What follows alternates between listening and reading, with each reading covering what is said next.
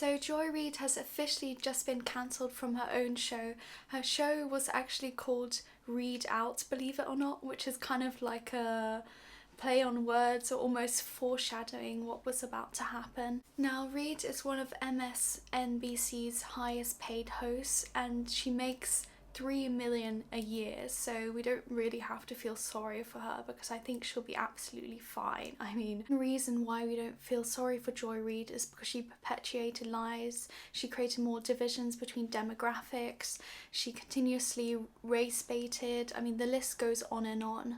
Not to mention, she compared Joe Biden having COVID, so sort of like a cold, to the same as Trump surviving assassination attempt. I mean, it's absolutely wild and insane.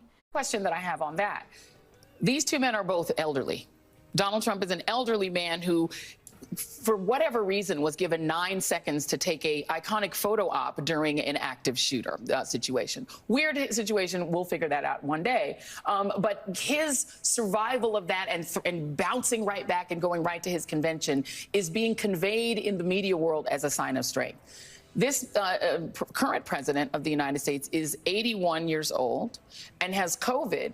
Should he be fine in a couple of days?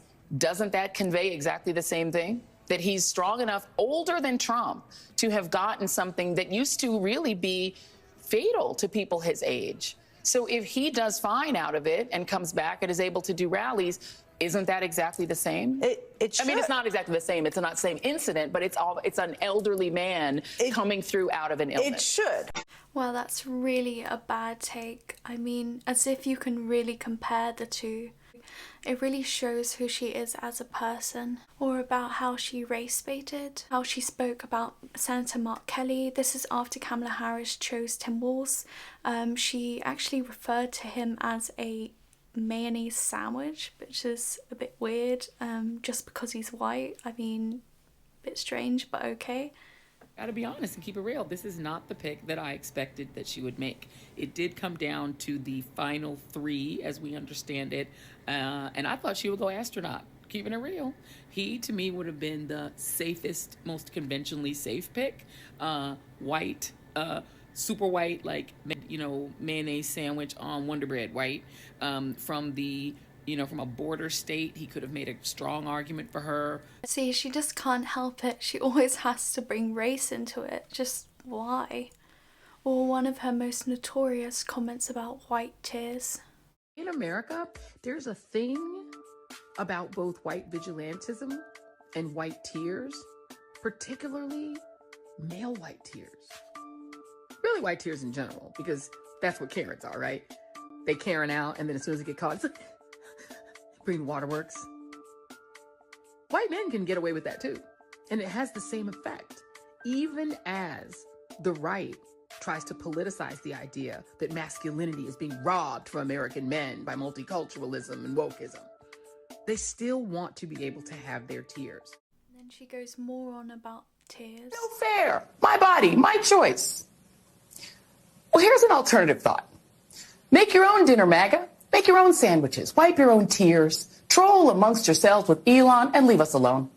You got your heart's desire, the president you dreamed of, and worship instead of Jesus.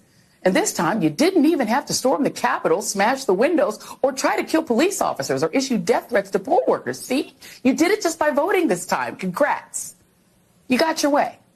And he even got away with breaking the law. Yay.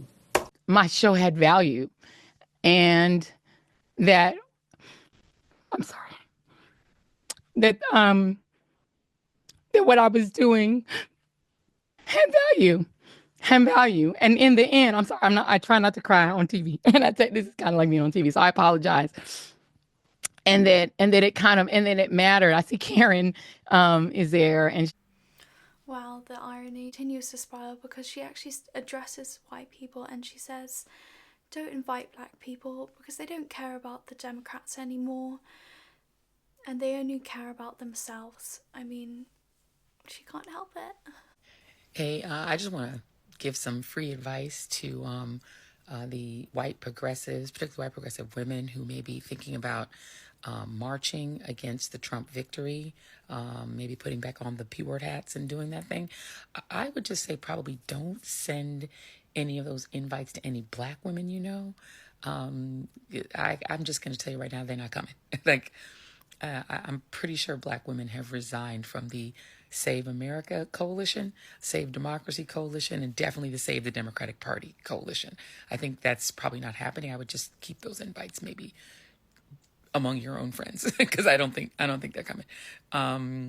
But yeah, I think Black women are now on the Save Black Women, Prioritize Black Men, and prioritize Black communities, Black businesses, and that, and you know, the Black spaces. But Save America, Save the Democratic Party, yeah, I don't think that's happening. But the irony doesn't stop there. In fact, Joy Reid says that Republicans are actually not voting on economic issues, they're actually voting particularly on race. I mean, the irony is outstanding. But Republican voters don't vote that way. They don't vote based on economics or based on the benefits they're getting economically from the president. They're increasingly, from the Tea Party on, they're voting on race. They're voting on this idea of an invasion of brown people over the border. The idea that they can't get whatever job they want. A Black person got it, therefore drive all the Blacks out of the colleges, get rid of DEI. That is what they're voting on. They're just voting specifically on racial animus. At this stage, it isn't about economics. No. What I find quite interesting is one of the reasons why she's being fired is because in 2017-18, some of her past blogs contained quote-unquote homophobic remarks, which I find quite interesting. A community that I support and that I deeply care about is hurting because of some despicable and truly offensive posts being attributed to me. Now, many of you have seen these blog posts circulating online and in social media. Many of them are homophobic, discriminatory, and outright weird and hateful. When a friend found them in December and sent them to me, I was stunned. Frankly, I couldn't imagine where they'd come from or whose voice that was. In the months since, I've spent a lot of time trying to make sense of these posts. I hired cybersecurity experts to see if somebody had manipulated my words or my former blog. And the reality is they have not been able to prove it. But here's what I know. I genuinely do not believe I wrote those hateful things because they are completely alien to me. But I can definitely understand, based on things I have tweeted and have written in the past, why some people don't believe me. I've not been exempt from being dumb or cruel or hurtful to the very people I want to advocate for. I own that. I get it. And for that, I am truly, truly sorry. Well, a way to take accountability, right? I mean, why? I don't know why she doesn't just own up to it. I mean, it came from her account, so I don't know why she's trying to hide it. It just seems a bit strange. After Joy Reid's firing, of course, Rachel Maddow has to chime in. She implies that they're all racist for firing minorities. I mean, it's not surprising at this point that she would make such a comment. I do not want to lose her as a colleague here at MSNBC, and personally, I think it is a bad mistake to let her walk out the door. It is not my call, and I understand that, but that's what I think.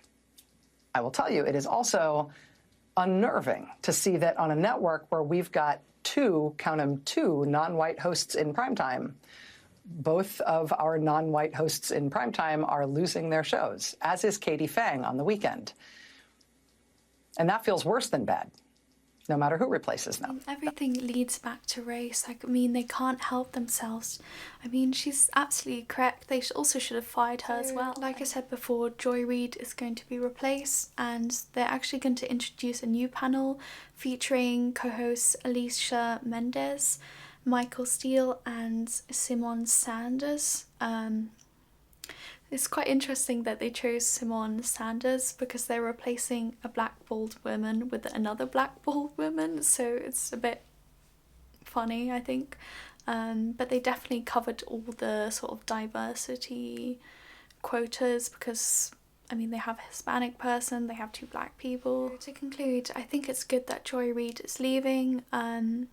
She refused to stop race baiting and also didn't report the news in a non-biased way, so it's probably good that she's gone now.